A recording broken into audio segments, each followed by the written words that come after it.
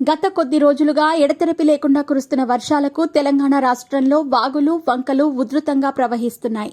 పలు ప్రాంతాల్లో వర్షాల కారణంగా జనజీవనం స్తంభించింది.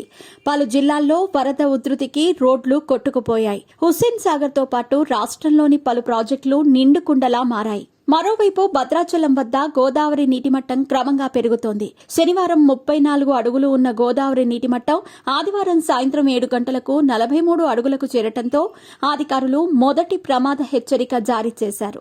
ఎగువ ప్రాంతాల నుంచి వస్తున్న వరద నీటి వల్ల భద్రాచలం వద్ద గోదావరి నీటిమట్టం ఇంకా పెరుగుతుందని కేంద్ర జలవనరుల శాఖ అధికారులు తెలిపారు. మత్స్యకారులు గోదావరి వద్దకు వెళ్లవద్దని అధికారులు హెచ్చరికలు జారీ చేశారు. వరద నీరు పెరగటంతో భద్రాచలం స్నానఘట్టాల ప్రాంతంలోని చాలా మెట్లు నీటిలో మునిగిపోయాయి. చెర్ల మండలం వద్ద ఈతవాగుపై నుంచి వరద నీరు పారుతుండటంతో 4 గ్రామాలకు రాకపోకలు నిలిచిపోయాయి.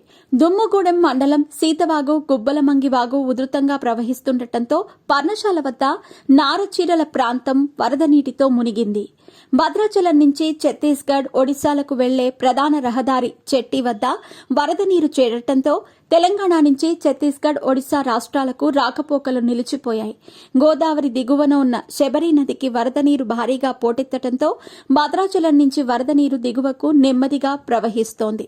మరోవైపు శ్రీరామ్ సాగర్ ప్రాజెక్టుకి వరద ఉధృతి కొనసాగుతోంది. ప్రాజెక్టు పూర్తిస్థాయి నిల్వ సామర్థ్యం 80.5 టీఎంసీలు ఉండగా ప్రస్తుత సామర్థ్యం 18.833 టీఎంసీలుగా ఉంది. ప్రాజెక్టులోకి 14,063 క్యూసెక్కుల వరద నీరు చేరుతోంది. జలాశయం పూర్తిస్థాయి నీటిమట్టం 1091 అడుగులు కాగా ప్రస్తుత నీటిమట్టం 1067.10 అడుగులకు చేరింది.